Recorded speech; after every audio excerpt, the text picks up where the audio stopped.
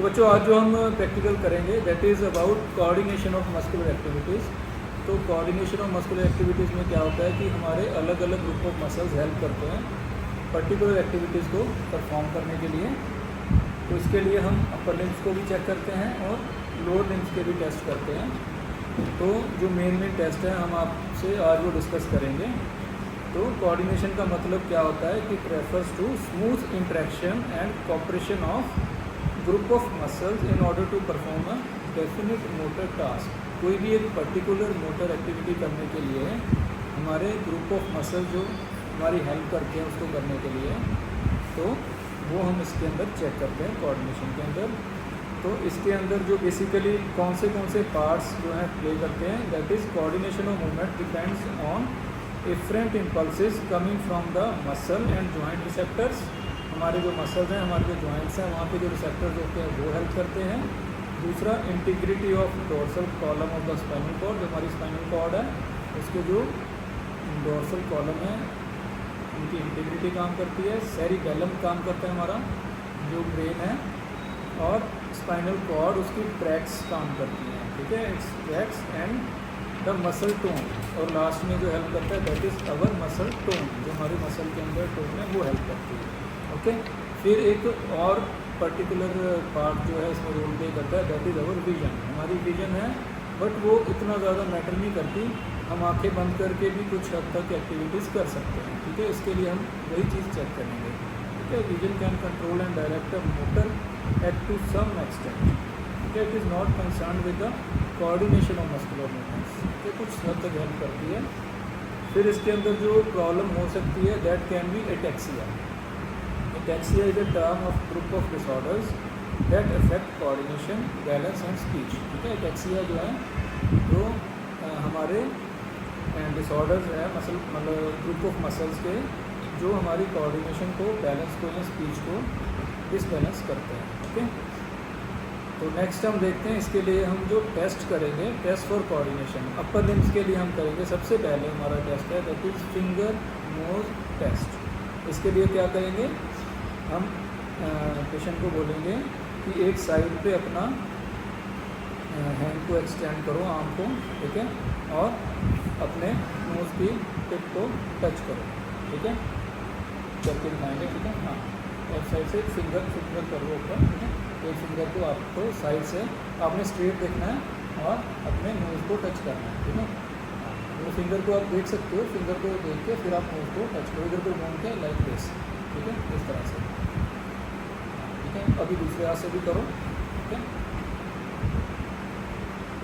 तो हमने देखा कि ओपन आइज़ के साथ हम प्रॉपर उसको टच कर पा रहे हैं, या पेशेंट जो है सब्जेक्ट को टच कर पा रहा है। अब हम यही टेस्ट उसको बोलेंगे कि आप अपनी आइज़ को क्लोज करके करो, ठीक है। वो आराम से करना है, उसमें जल्दबाजी नहीं करनी, दोनों हैंड से हम देखेंगे, ठीक है। तो आप आइज़ क्लोज कर लो, अब करो, ठीक है। साइड से ले आओ, आराम से लेके आओ, फिंगर को नोज पे टच करो, ठीक है। यस, अब दूसरे हाथ से करो, ठीक है। तो हमने देखा कि आइज़ क्लोज करके भी सब्जेक्ट जो है वो अपने नोज़ को फिंगर के साथ टच कर पा रहा है। This is the finger nose test. इसका मतलब जो कोऑर्डिनेशन है अपर लिम्स की मूवमेंट का that is about normal, okay. The subject is asked to touch each finger with the tip of finger, या फिर हम थंब के साथ भी कर सकते हैं, वो हमारी मर्जी है। सब्जेक्ट इज ऑल, फिर दूसरा हम टेस्ट करेंगे that is to draw a circle, ठीक है।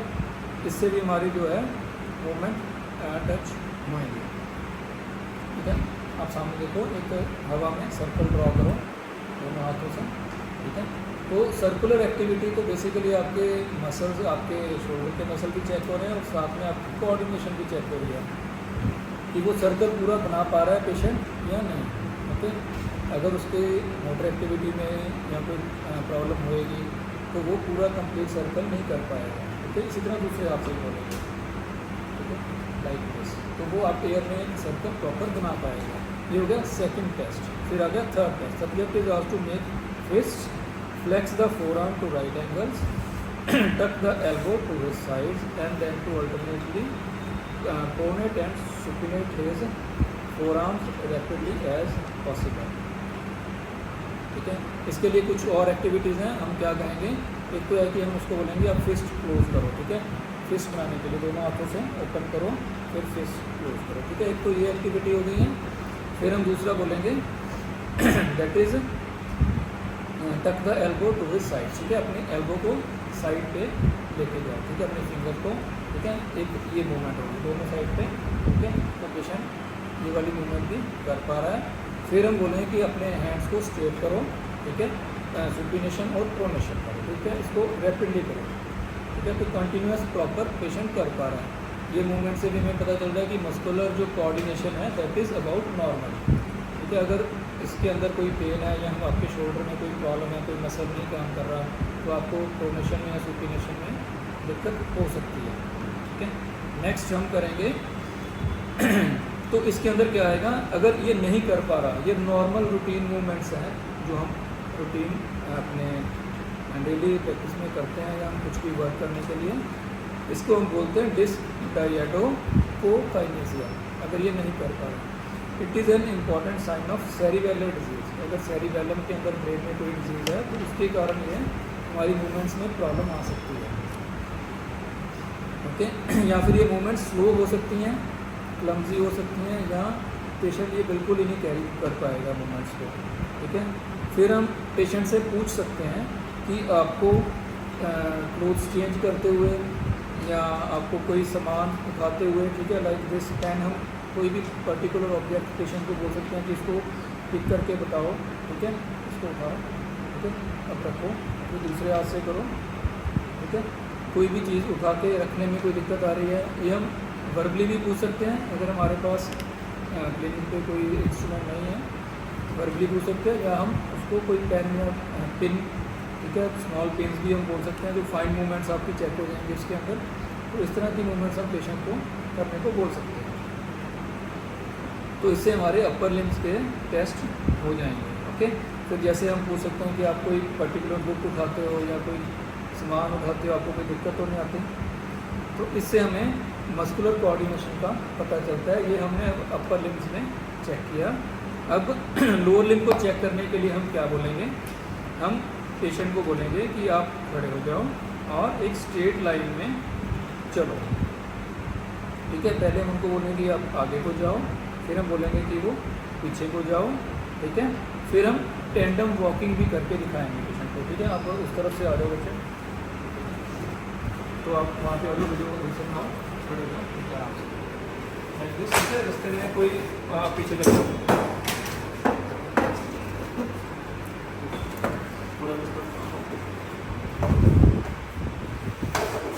ठीक है बच्चों।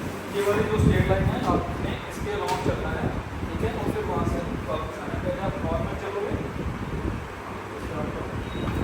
स्ट्रेट लाइन में आराम से, बस, और वापस आओ, ठीक है। तो हम कहते हैं कि पेशेंट जो है पर्सन नॉर्मल चल रहा है, ठीक है। ये होती है आपकी नॉर्मल वॉक। अगर पेशेंट के अंदर कोई सेरिब्रल इंजरी है या कहीं बॉडी में कोई एटेक्सिया की प्रॉब्लम है, तो वो क्या होगा कि वो एक दूसरी तरफ को या किसी तरफ को झूलने लग जाएगा, या उसको हम बोलते हैं ड्रंकन वॉक, ठीक है। जैसे किसी ने ड्रिंक की हो, अल्कोहल के इसमें हो, तो उस तरह की चाल आती है। फिर एक होती है टेंडम वॉक, हम उसको क्या बोलेंगे पेशेंट को कि आप अपने बिल्कुल इधर नीचे फोकस करो, ठीक है, एक स्टेप के साथ बिल्कुल, ठीक है, पैर के इस तरह से चलने की कोशिश करो, ठीक है, बिल्कुल आगे आगे कर लाइक दिस, ठीक है। तो इससे हमें पता चलेगा जो उसकी जो मस्कुलर कोऑर्डिनेशन है वो प्रॉपर है, ठीक है। अभी हम सब्जेक्ट को बोलेंगे कि हमने क्या करना है, आराम से हैंड्स को उसके लिए छोड़ दो, ठीक है। हाँ, तो जो पेशेंट नॉर्मल होगा वो उसमें प्रॉपर चल पाएगा, ठीक है। मतलब आपके टोज के साथ हील टच होएगा, ठीक है। तो ये वाली हमारी सेकंड ठीक है, तो थोड़े बहुत तक। तो नेक्स्ट इसके बाद आ गया if incoordination is there subject soon deviates to one और अदर साइड, या फिर वो जिगजैग मूवमेंट करेगा। फिर नेक्स्ट आता है आपका हील नी टेस्ट, ठीक है। इसके लिए हम क्या करेंगे, पेशेंट को बोलेंगे कि हमारा जो मेडिकल बेड होता है उसके ऊपर लेटने के लिए आ जाओ बच्चों, आ जाओ अभी साथ में।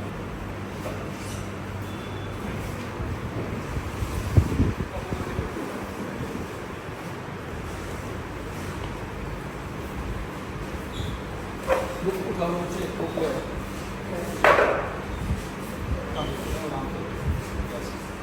उधर आ जाओ, वहाँ से भी देखना।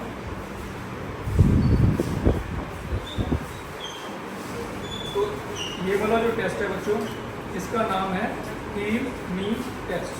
इसके अंदर क्या बोलेंगे, पेशेंट को हम स्ट्रेट लाइन में सुपाइन पोजीशन में लेटाएंगे ऑन हिज बैक, ओके। तो हम बोलेंगे कि आप अपनी जो पैर की हील है इसके साथ ऑपोजिट वाले नी को टच करना है आपको, ठीक है। हाँ, तो मैं बताओ, पहले ये वाला बताओ, यस, दिस इज हील नी। अब स्ट्रेट करो, अब दूसरे पैर से करो, ठीक है। फिर इसको आपकी शिन के ऊपर रब करना है, ठीक है। फिर ऐसे दूसरे वाले से भी करो, ठीक है। आगे को इसको रब करो, ठीक है, उधर रखो, फिर अपोजिट वाले पैर से करो, ठीक है। This is heel knee test, ठीक है। हमने क्या बोलना सब्जेक्ट को कि अपने अपोजिट साइड के हील के साथ अपोजिट साइड के नी को टच करके आपकी जो शिन एरिया है इस एरिया को रब करो, तो स्लाइड करके नीचे को आएंगे। तो इससे हमारी मस्कुलर एक्टिविटी की कोऑर्डिनेशन का पता चलेगा, ठीक है। ये टेस्ट का नाम है हील नी टेस्ट, ओके। पहले हम आइज ओपन के साथ किया, अब हम आइज क्लोज के साथ किया। आइज क्लोज कर लो, अब करो, ठीक है। तो इसके अंदर ठीक है, आप सबको भी दूसरे साइड से करो। तो अब पेशेंट जो है आइज क्लोज के साथ कर रहा है, मतलब हमने ये टेस्ट आइज ओपन और आइज क्लोज करके करना है। तो इससे हमें पता चलेगा कि जो मस्कुलर कोऑर्डिनेशन है that is normal, okay. Next जो है, फिर हम बोलेंगे कि अपने पैर के साथ एयर में एक सर्कल ड्रॉ करो, ठीक है। ये हमने पहले भी किया था, ठीक है, यस, लाइक दिस। नीचे को दूसरे साइड के साथ, ठीक है। तो हम देख रहे हैं कि पेशेंट जो है नॉर्मल है, वो सर्कल ड्रॉ कर पा रहा है एयर के अंदर, ठीक है। नेक्स्ट जो है, अब हम करेंगे रोम्बर्ग साइन। बेटे खड़े हो जाओ, नीचे आ जाओ। तो रोम्बर्ग साइन करने के लिए क्या करते हैं बच्चों, अब हाँ, तो रोम्बर्ग साइन क्या होता है, इससे हमें पता चलता है कि इट इज़ आप इस साइड आ जाओ, चलो यहाँ पे, ठीक है ना। तो इसके अंदर क्या पता चलेगा, हाँ उधर फोकस करो। तो इसके अंदर में क्या पता चलेगा, तो इसके अंदर क्या पता चलेगा, Romberg sign, this is a sign, this is a test for the loss of position of sense. इसके अंदर हमें पता चलेगा कि सेंसरी एटैक्सिया तो नहीं है, कि पेशेंट को इस तरह तो नहीं फील होता कि मेरी पोजीशन जो है लॉस ऑफ पोजीशन, ठीक है, उसका पता चलता है रोम्बर्ग साइन के अंदर। तो हम इसके अंदर क्या बोलेंगे, we ask the subject to close his feet, ठीक है। पैरों को आपस में जोड़ लेंगे और नॉर्मल खड़े होंगे। पहले हम आईज ओपन करके चेक करेंगे कि पेशेंट फीट को क्लोज करके खड़े हो पा रहा है, ठीक है। फिर उसके बाद हम पेशेंट को बोलेंगे कि आईज क्लोज करो, ओके। तो आईज क्लोज करो, फीट्स को जोड़ के रखना है पैरों को आपस में,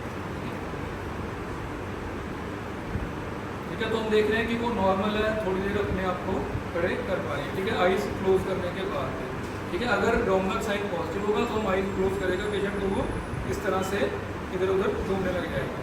तो इसका मतलब क्या है कि उसको सेंसरी एटैक्सिया है, तो उसको सेंसेशन नहीं है। आईज ओपन पे तो सेंसेशन है, आईज क्लोज करने पे सेंसेशन है, it means Romberg sign is positive, okay.